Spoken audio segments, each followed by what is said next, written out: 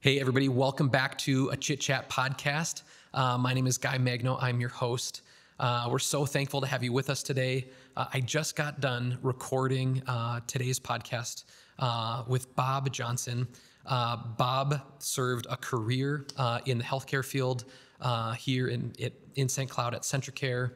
And we talked a lot about that. And then we talked about his community involvement.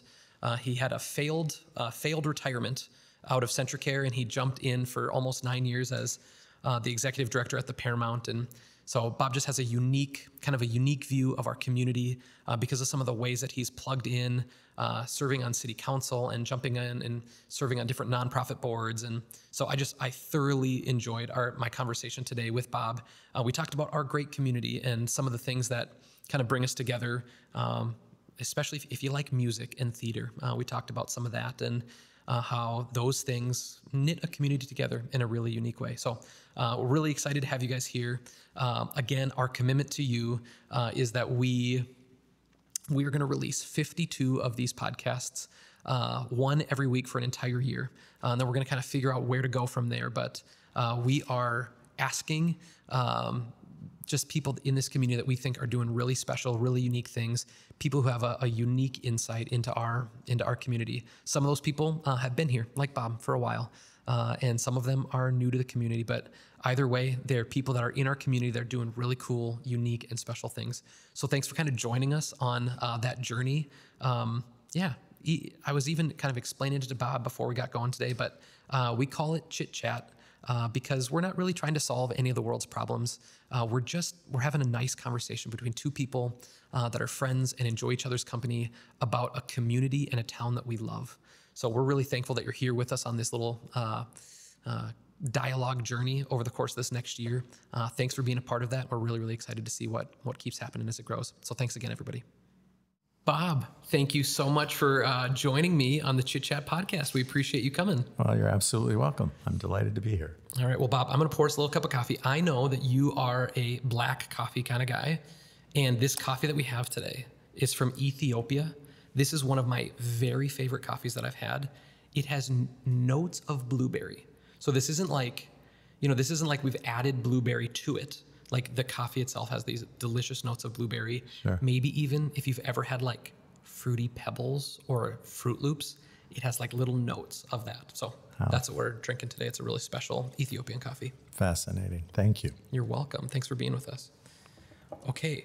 So Bob, maybe just to start, tell us a little bit about who you are and how long have you been here in central Minnesota and tell me a little bit about your career. Great. Well, I am one of three brothers. Uh-huh. I'm the middle one. I have a brother who's a year older than I and a brother who's a year younger than I am. And they both live in Michigan. And at this point in our lives, they're needing some health.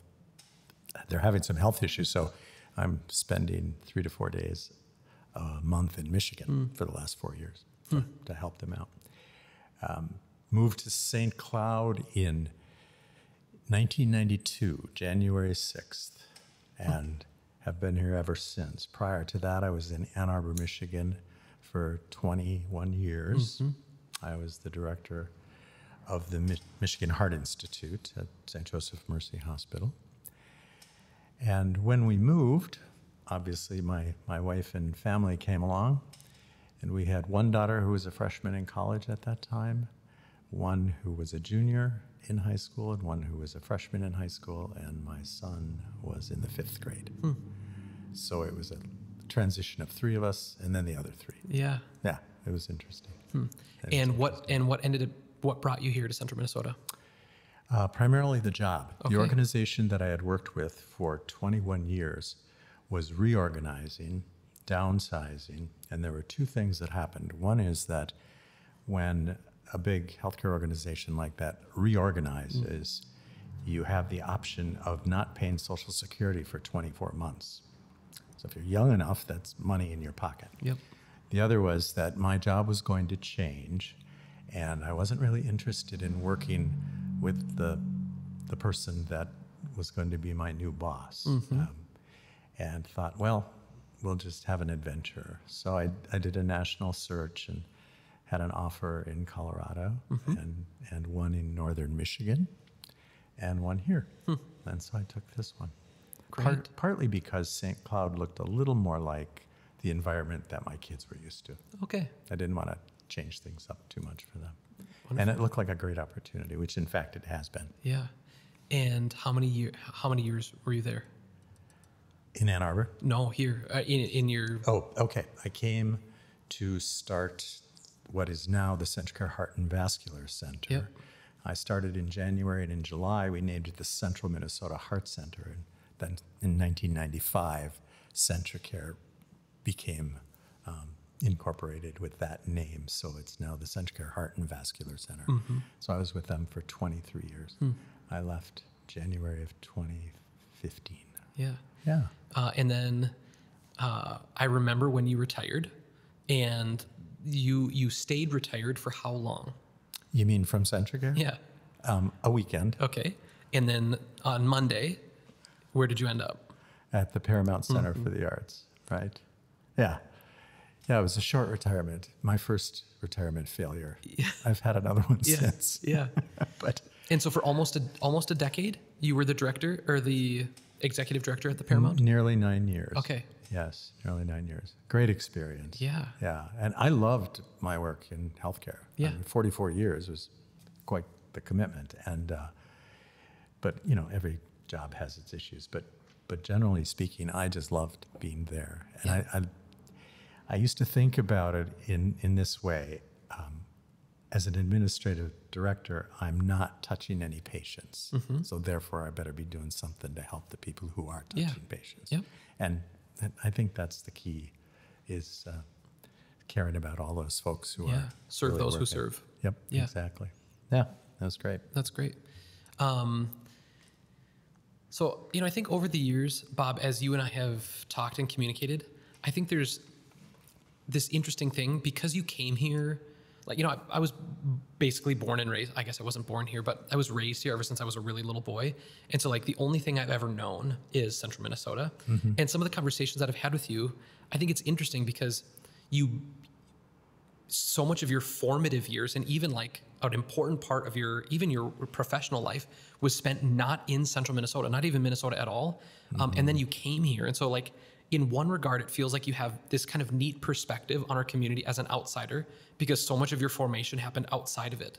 But you have been here in Central Minnesota for 32 years. 32 years. Yeah. And so, I mean, you have been in Central Minnesota with as much institutional knowledge of Central Minnesota as most people have. And so I think I appreciate your voice and kind of your look at our community just because you can hold both of those things well. So my question is, can you remember what some of your first impressions of our community was when you came? Well, my first impression was related to my career. Yeah.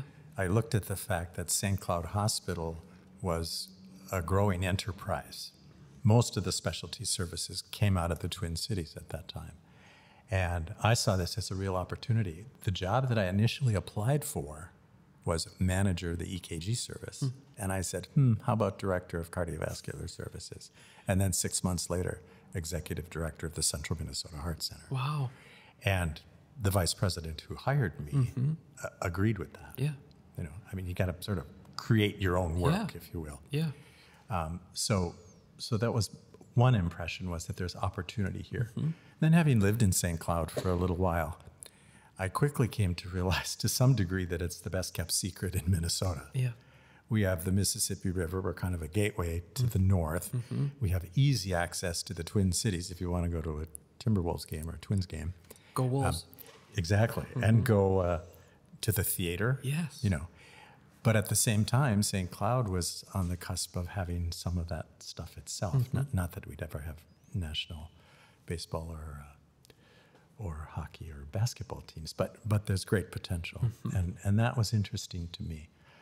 I think on the one hand, I do have a good understanding of the community. On the other hand, I still don't exactly feel part of it. Interesting. This is a community that I think it's really tough to get to know people. And part of it was the fact that I moved here at age 43. We already did swimming lessons with our kids, with all these other families. You know, we had babies together. Yeah. All that was not here. Yeah. So it's tough to establish relationships. As the boss at work, you have lots of relationships, and many of them are very good ones. Don't misunderstand. But you're still the boss. Yeah. And that makes a difference in terms of how people relate to you. One of the first things I did was then, a few years after we got settled and all the kids were settled, doing their thing, what I did was I looked at the community and decided to run for a seat on the city council. I went to a couple meetings and noted that a person had resigned, another person was appointed, so that new person was fairly fresh at the job. And I thought, I think I could win this election. So I subsequently served 12 years, 3 terms on the St. Cloud City Council, and absolutely loved that. And felt like there were some really good things that that group is able to do. Yeah. Having said that, things have changed a little bit since my time there. What years did you serve on the council? 1999, I said 12 years, but it was actually only 11, to 2011, because they switched terms. So we had 1 3-year term instead of 4. So it was actually only 11 years. Yeah.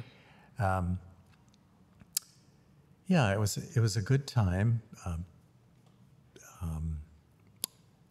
Who was the mayor? Who was the mayor during that time? The mayor first was Larry Meyer, and then John Allenbecker, and then Dave Kleiss. Okay. Yeah. And I enjoyed working with all 3 of them. Nice guys. I think they were committed. Yeah. Are committed to the city. Dave, as you know, is not running for re-election. Yeah. And very after interesting. 20 years, you have to look back and say, you know, even if you didn't agree with him on some issues, the guy did a good job. Yeah. You know, I think And he's been a good mayor. He adores this community. He does. I think there's something that it goes such a long way. Yes. When you just like eat, breathe, and sleep everything about this community, and he for sure does that. Yes, I agree. Yeah, he's a good guy, and I think he'll be missed. Yeah. As long as we're talking about the city, I am still hoping for more candidates to come forward who have the passion and the vision, the interest and the intellect, really, to do the job and to take St. Cloud further in terms of a metropolitan urban area that has something for everyone. Are you sure you want a bunch more candidates? Because then you'll have to run against all of them. No, I'm not running for anything. But thanks. Yeah. No. I want to see, well, there will be a primary because we already have 3 candidates, but I want to see the person that I just described come forward. And you don't have to say it here, but can you think of a few people in our community that you kind of wish or hoped that they would throw their hat in the ring? I can think of a couple people, but I wouldn't name them. Yeah. I just think the assumption that because you served on the city council, you might make a good mayor is wrong. Right. I'm not questioning the motivations of anyone who has said they would run, but I think people should understand that the basic motivation should be to serve the people. It's not an opportunity for personal attention. Yeah. It's not an opportunity to have some authority and power and move things around. It's an opportunity to serve the people. And that means all the people. And from my perspective, I always refer to the residents of St. Cloud, not to the citizens of St. Cloud, because of the difference. Because we are becoming a more eclectic community, and that needs to be taken into consideration. What does it mean? I mean, how do you appreciate the beauties that new immigrants might bring? You know, how do you appreciate new talent that comes to our major corporations, Centricare, for example? Yeah, I think it's important to have that kind of look. I want to serve everybody.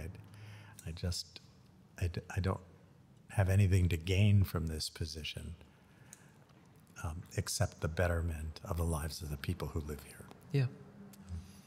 Yeah, I think it's been, so we had Mayor Kleiss on the podcast, and probably within like a month of that podcast, we found out that, everyone found out that he was not running again. And I kind of wish I could have asked, I would have loved it if it had come a month later.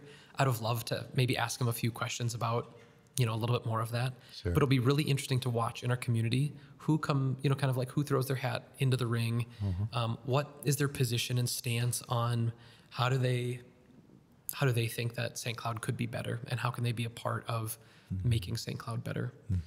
I think that one of the things that's so interesting is that, Mayor Kleiss has been pushing some of this downtown initiative stuff Yes. recently really, really hard. Yes. And it'll just be interesting to see what, whoever's next, like how do they pick that up and in what ways, and how do they make it their own? And, as you and I have talked many times, just a love for our downtown community and wanting to see that continue to grow and thrive. There are so many people that are down there that are like running really incredible businesses, doing smart and vibrant things in our community. And I hope that whoever comes sees the value of what is already happening in our downtown community and gets behind that and pushes really, really hard. Yeah. It's interesting. We often think that a city runs on the taxes that residential properties pay, but that's not really true. The city couldn't run on that alone. It's commercial and industrial, small businesses. Those groups are so important to the development of downtown. And I think there's great potential there. I do too. It really depends on sort of the collective, what you have to offer people, how many destination sites you have, what sort of facilities you have to care for people who come to visit. When I was at the Paramount, about 55% of our patrons came from outside of St. Cloud.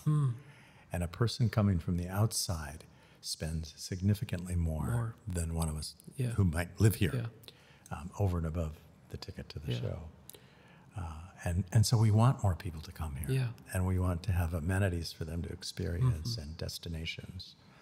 It'll be interesting to see what gets picked up. It's politically probably advantageous to say, I'm going to carry on with what Mayor Kleiss has done.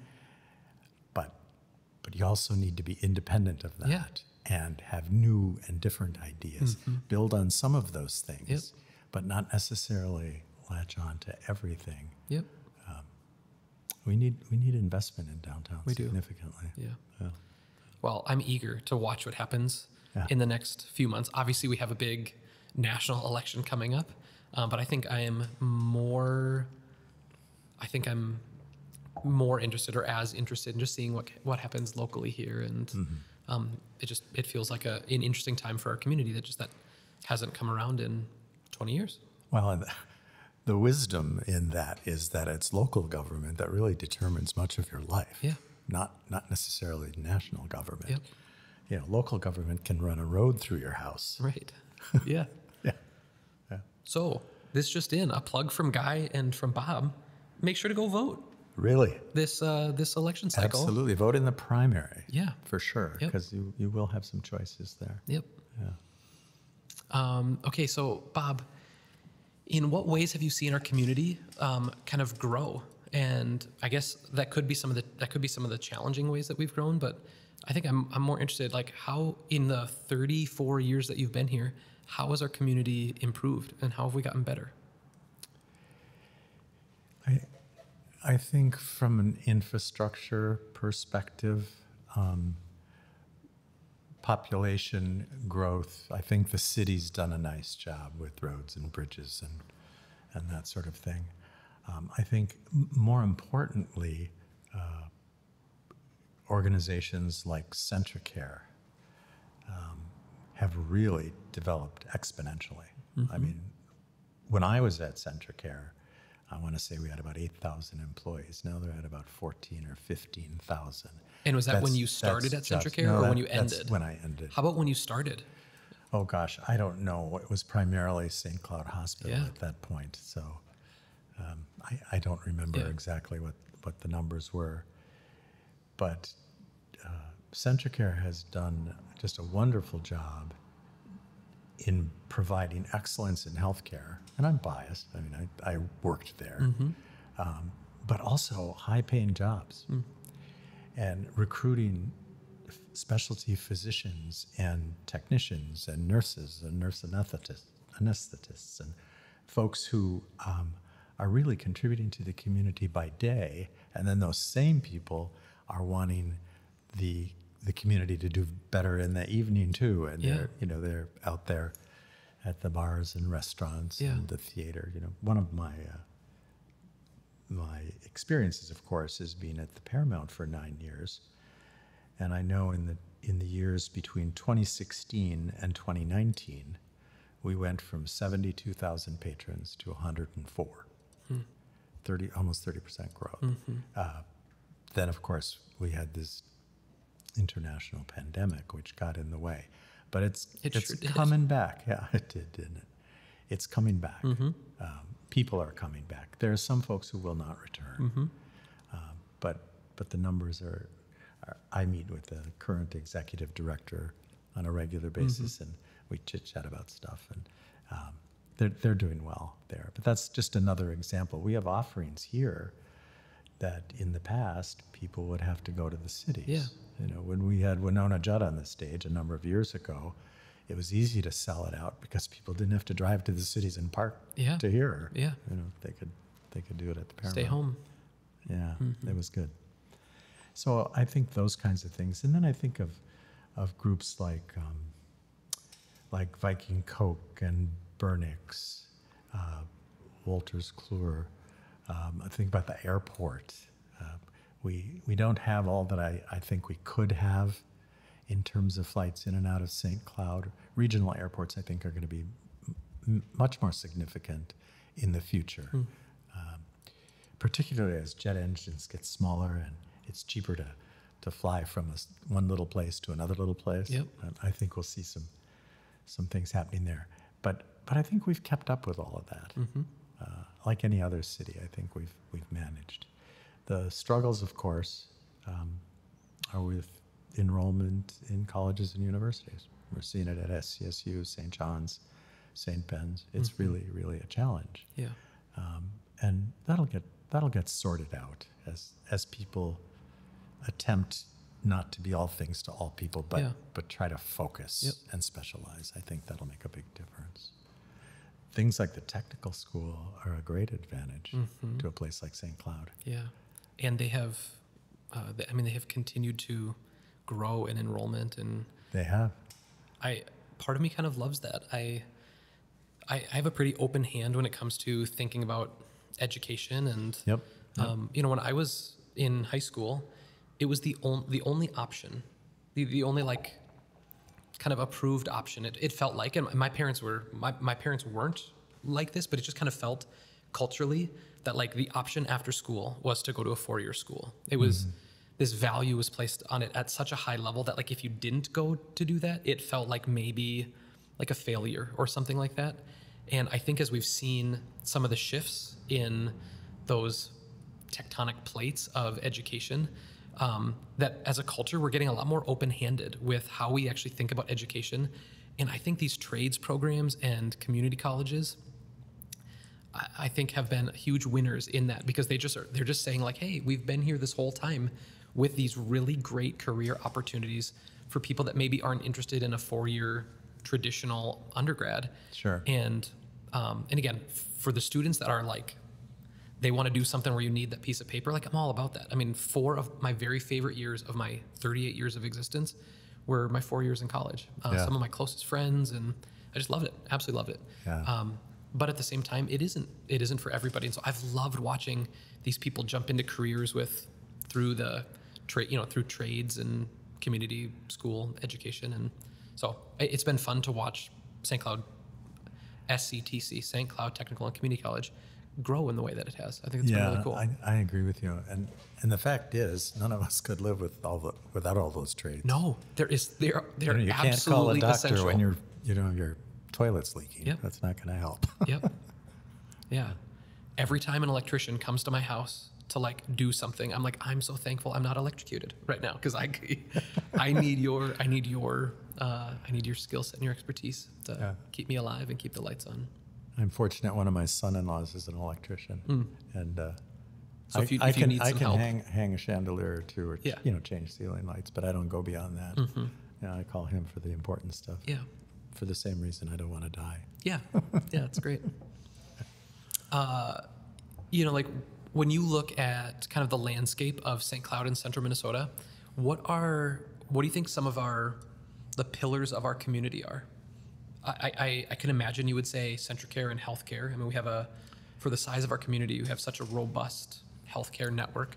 But what are some of those other things in our community that you think kind of make us special and stand out as you said, a hidden gem in our community?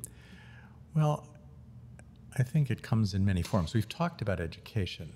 I don't think you could do better than St. John's, St. Ben's, and SCSU. I think trying to figure out the cost issues and how to provide the education that a student really needs to move away from traditional classroom education and work on apprenticeships and that sort of thing. I think there's a different way to do things, and they'll figure that one out. So I think those agencies will still be with us for a long time, and they'll reinvent themselves. Yeah. I think you mentioned Centricare, and it goes without saying that Centricare's clinical outcomes are really excellent. I mean, they have some national award-winning programs, and you can go to like institutions in the Twin Cities or in some other state and not find mortality and morbidity that's as low as it is here with some of our programs. It's well over $1 billion industry at this point, Centricare Health. So they're doing well. I think some of our natural resources, whether it's the Mississippi River or the Quarry Park, the prairie across 10, the 90 plus parks that we have in the city of St. Cloud. I think all of those things are a real benefit to the residents here. We just need to all get out more. Yeah. That's part of it. People need to understand the benefit and appreciate it. I have a new friend that moved to town in the last year or so from Iowa. And so, Midwest, a similar kind of community. But I've kind of been relearning Central Minnesota just because I've been pointing out so many things, as he and his family are getting integrated into our community, telling him about parks and places to go. And so it's been kind of fun to like see our community through these new eyes as I've been like pointing things out and, hearing his kind of really fresh commentary on some of the neat things that we have in our community. That's been kind of a treat. Well, and for young people, hockey programs and basketball programs. And I think our schools have gotten better. Yeah. The District 742s, with Willie Jett having initiated some new programming, and now Lori Putnam as superintendent, I think we're seeing some real growth and development there too. And there are challenges. I mean, the diversity of the schools, the multiple languages that are spoken in the schools, those are really challenges. But I think the educators are attacking those things, and we'll see kids do well because of it.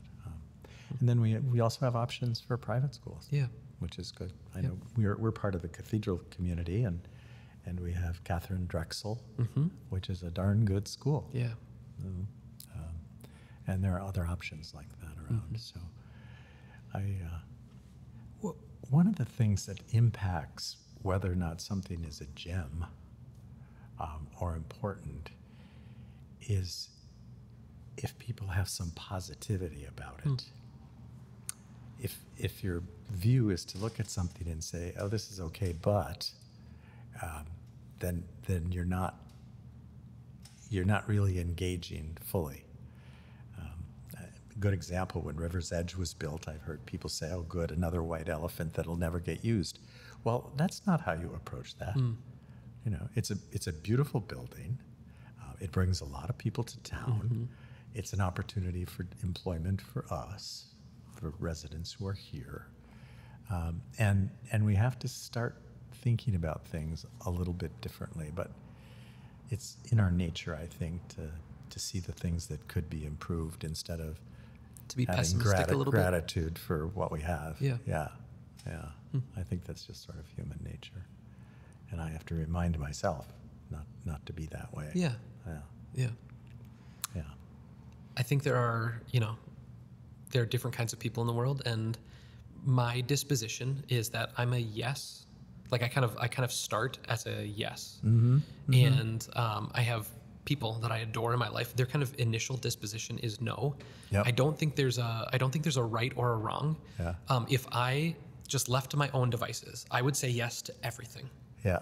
Every expenditure of time and resources and energy, I would say yes to all of that. Yes. And it would leave me completely and utterly burnt out in every way.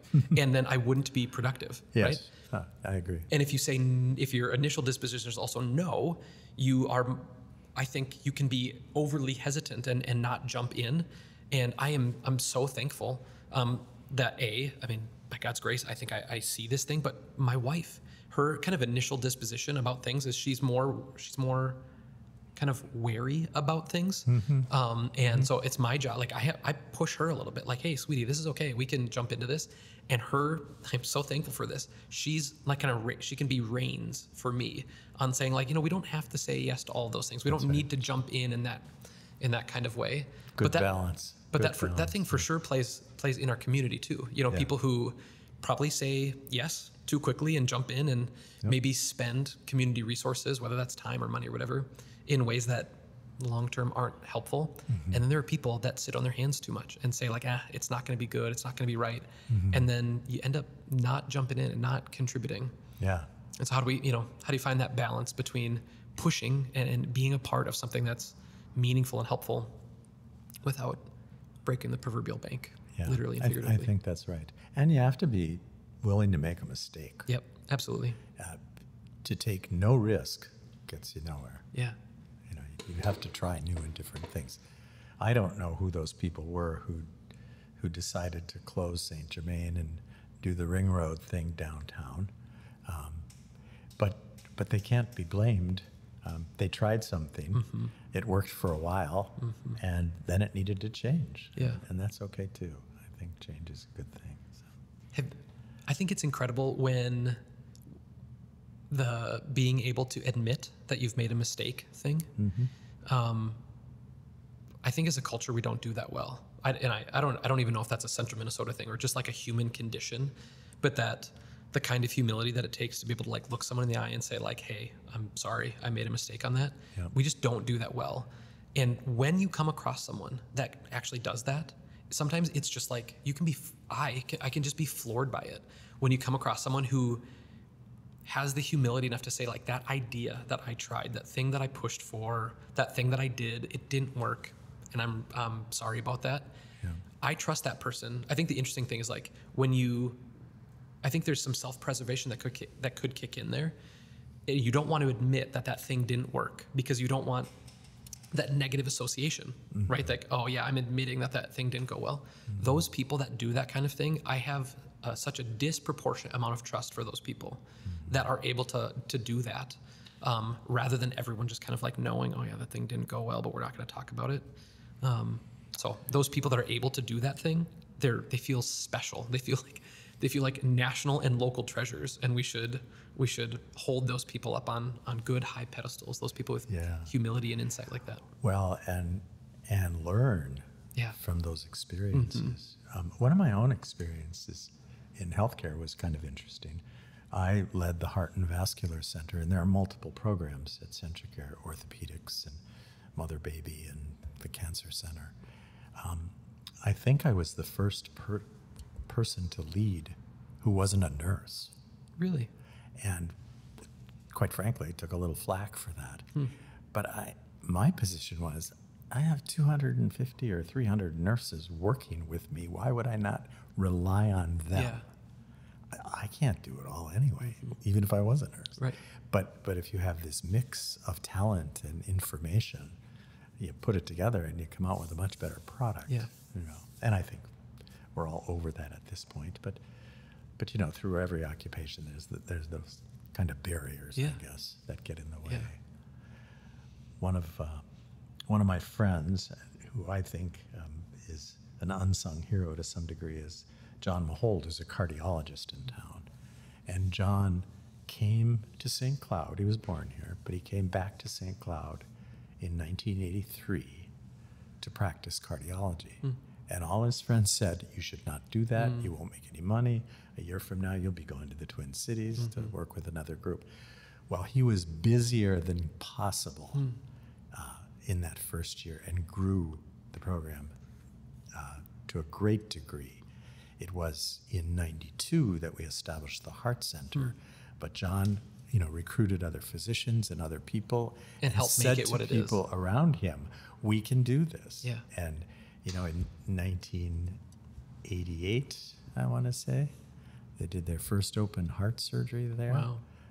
And prior to that, they wouldn't have thought of doing open heart surgery in Little St. Cloud, Minnesota. So to take the risk and work hard and have the passion for it really makes a difference. But had he followed the wisdom of the crowd, he would have gone somewhere else. Yeah. I think that's a unique thing too. When people in your life, professionally and personally, when they tell you that something's a bad idea, like, how do you know when to listen, right? If everybody in your life tells you that thing that you're about to do is a bad idea, it's not, or maybe it's a fine idea, it's just not possible.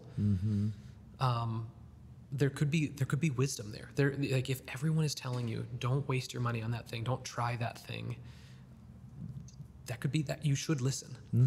But I think there's a unique thing in that, like, every time something is new, not just not just nationally or on a global kind of scale, but even locally, if something is new and it's the first time anybody's ever tried something like that, all of the people in your life will tell you no, because they've never seen it done. Sure. And so it also takes wisdom to know when to say, like, I'm not going to listen to literally every person in my life, and I'm going to take a risk, and I'm going to try that thing. And those are the people that end up like your friend John, who create really remarkable and really, really special things. Yes, I think and so that's true. I'm thankful for those people that have that insight of, like, when do you listen to all of the people in your life, and when do you say, I just have to push here, I just have to try. And I'm thankful for those people that do that. Yeah, me too. Have you had an opportunity, or have you had a moment in your life where you had to break traditional norm or the opinion of people in your life and do something that you just knew had to be done for the sake of your personal career or your family or profession? Well, I have a small example, and it relates to the Heart Center again. When we built the South Building at St. Cloud Hospital. Is that on kind of by Skaten Place and Northway Bowl or Southway No, Bowl? no. The South Building. Oh, at the hospital. Yeah. Okay. The ER is above, or is below the South Building now. So there were a bunch of services that were in that building, clinical laboratories. I can't even remember. There was a dialysis unit on the 4th floor. There were lots of programs. But the entire 2nd floor was dedicated to cardiovascular services, to heart disease. And I said, we need to put the name Central Minnesota Heart Center on the outside of that building and light it. And a lot of other constituencies said, no, why that? Why yours? Not me? Yeah, exactly. Yeah.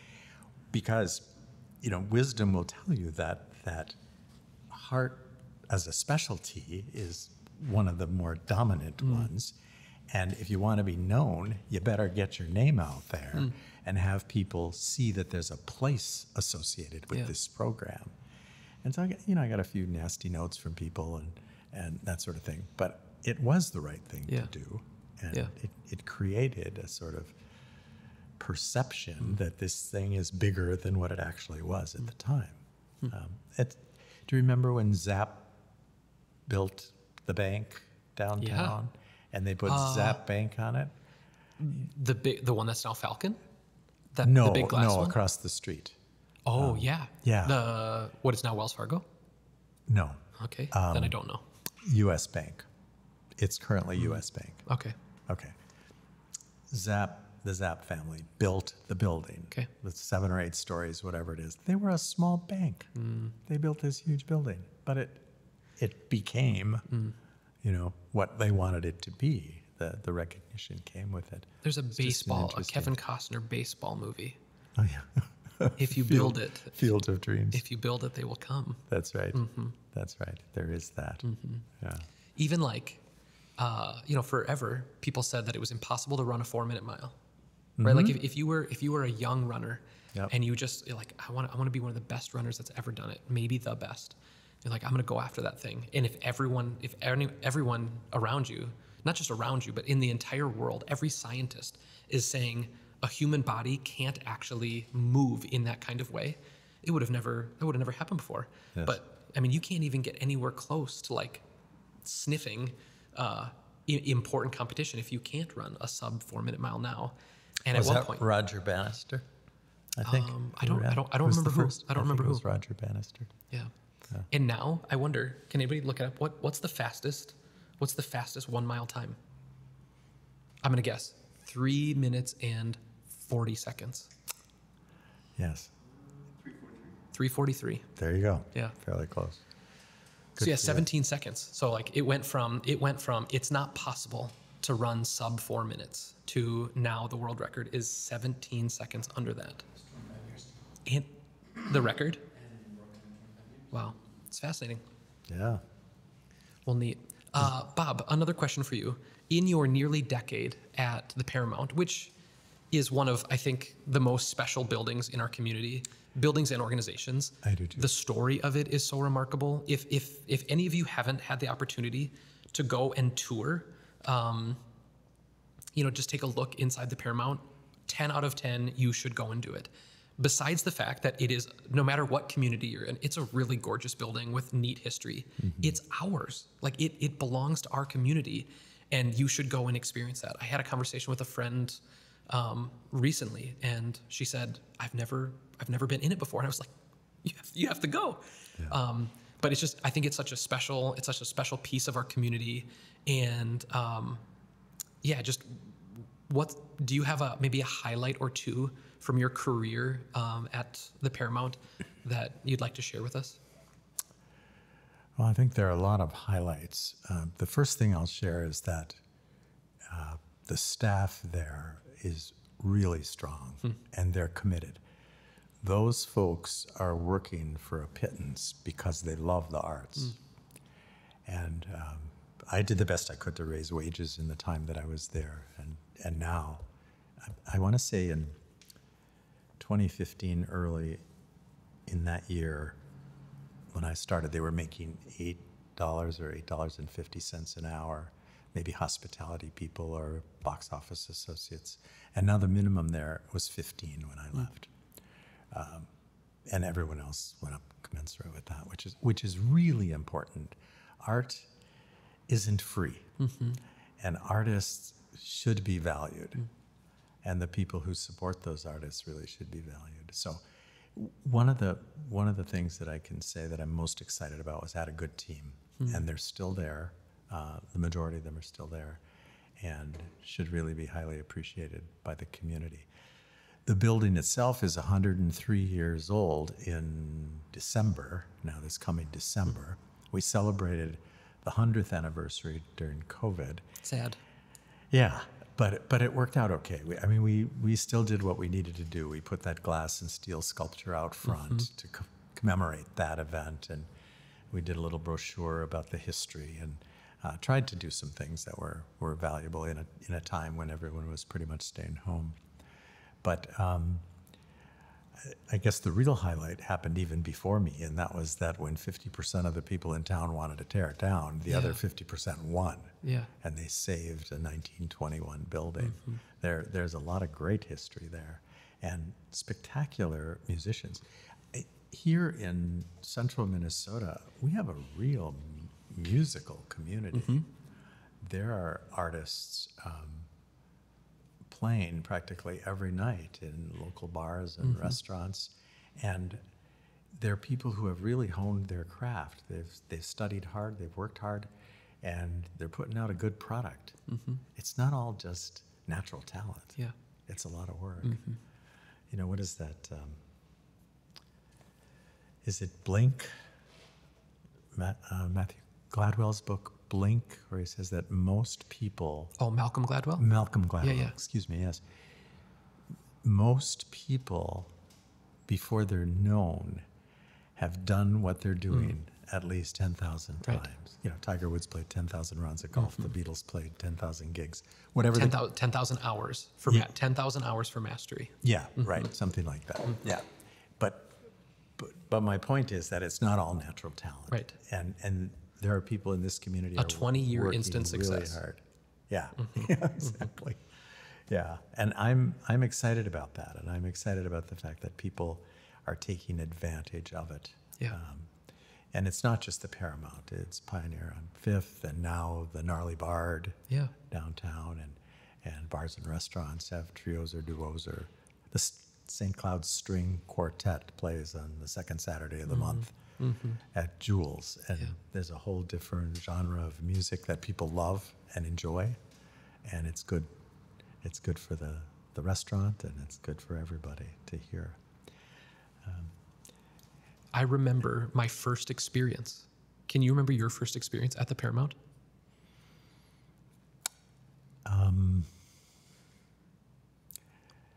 I did a few things. I actually did a play there before it was renovated, when half of the theater was dark because of the fire. Yeah. There was a huge curtain, so you only had the front half.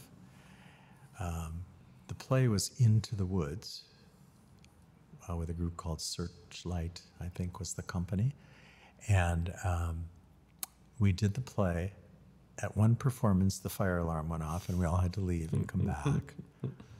And then there was a bat or two, but that was my first experience before the renovation. Yeah, interesting. That was the early '90s. As a little boy, my family went and saw The Hobbit. Oh, The play The Hobbit by J.R.R. Tolkien. And I mean, I loved, I mean, just in general, I loved books as a kid, but I loved Lord of the Rings. I was a big fan. Yep. And so I think I remember it in part because I just loved that literature so much. But also something happened during the show that it felt absolutely surreal and magical to me. At one point, Gandalf disappears from the stage. There's some sort of poof, right? And instantly he was up on the balcony, right? He's got a big hat on, a big full beard, and a cape. Like, you can't see at all who's in it. And as a kid, I'm just trying to figure out, like, how did he get up there, right? And this one quick little scene where someone stands up wearing, a cloak and a beard. And I just, as a kid, I was like, that's it. They figured it out. it's magic. Yeah, it's magic. Yeah. And I remember being absolutely floored by how fun that was. And I think I kind of fell in love with, I did it when I was in high school and a little bit in college, but I did a lot of local theater and, and community theater and stuff in my high school. But I think that was one of the moments that helped me kind of like fall in love with the art and the medium of theater. Yeah. Was at the Paramount. Theater is just a great medium. Yeah. The year that the Paramount opened after the renovation, I played Harold Hill in The Music Man that year, and then fall. How do you feel about The Music Man? Are you a fan? Well, it's an old classical American musical. Americana at its finest. Yeah, it is. You can't. Yeah. No one can criticize it. And the music's fun and interesting. Yeah. The people are quirky. Yeah. They're Iowans. Yeah. It was a great show, but what I noted there, and then I also played God in Children of Eden, two different summers on the stage at the Paramount. This was well before my involvement with them, and I was young enough to do it. But what I realized was how important this was for young people. There were so many kids involved in these shows, and they were dancing and singing and learning to be disciplined and be quiet, you know, backstage, and you know, they had to be disciplined enough to know when they were going to get on and do their thing. Some of those peripheral skill sets are valuable. Absolutely. And then families were involved. Yeah. And that was the key, actually, to great theater. They started right away with bringing families in, so that mom and dad may be on stage with their kids. And then you get in your audience, grandma and grandpa twice. They'll come to at least 2 performances, and aunts and uncles. And once for their kid and once for their grandkid. Absolutely, absolutely. So it was, there's so much to get out of it. And we're used to a world where everything is special effects to the nth degree. And it's really nice to see real people showing their talent and presenting people as they really are, a variety of them. You know, the crook, you know, the ingenue, whatever the case may be. You look at those people on stage and you say, I can relate to that. That person's like me. When a soprano sings, a beautiful soprano sings, it's ethereal, you know, and there's emotion connected to that. And we all see beauty in a sort of a different way. I don't think there's anything better than art in general, and theater in particular for teaching us about ourselves and about other people. I think it's very cool.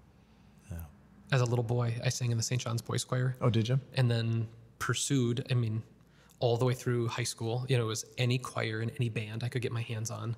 I was participating in all of that.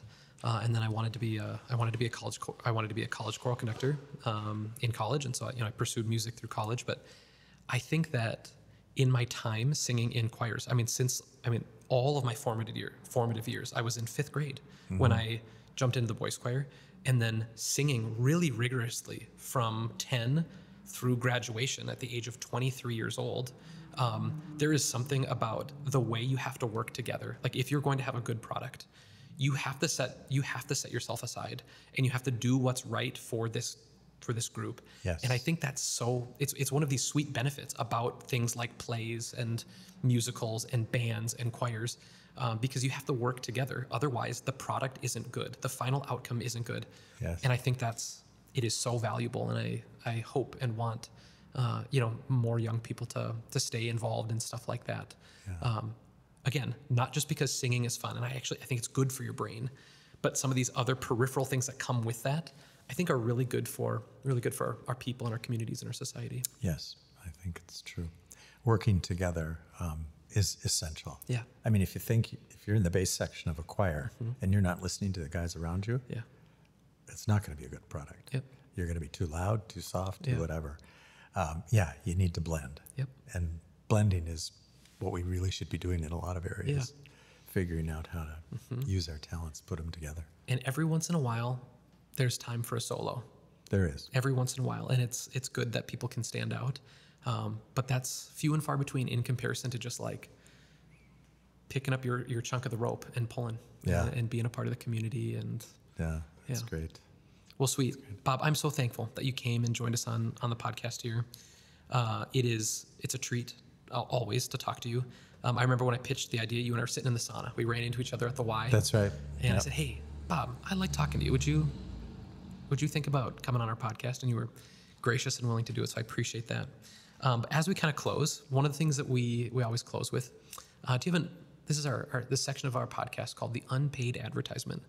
Is there someone or something that you think needs a shout out today?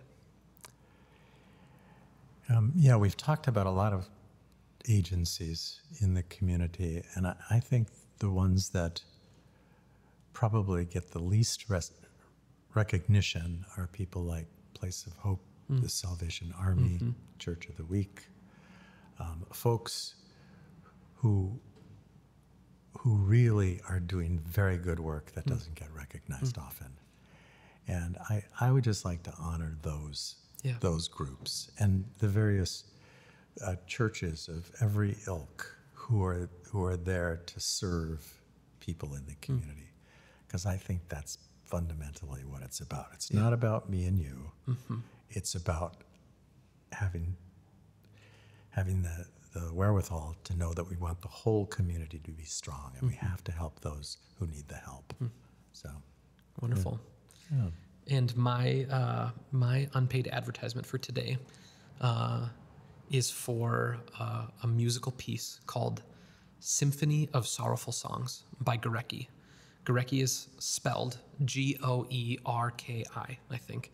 If you just look up Symphony of Sorrowful Songs, I would 10 out of 10. I would recommend Have Your World Rocked. You need a little bit of time. Cool. It's not a short piece, but it is absolutely beautiful, and it sure helps you feel the feels, and kind of, I don't know. It's good for contemplation, and so I'd commend anyone and everyone to get a feel of that. There you go. Well, Bob, thanks again. We really appreciate you coming on. Thanks for inviting me. It's been great. Thanks. Yeah, enjoyed visiting with you. Thanks, Bob.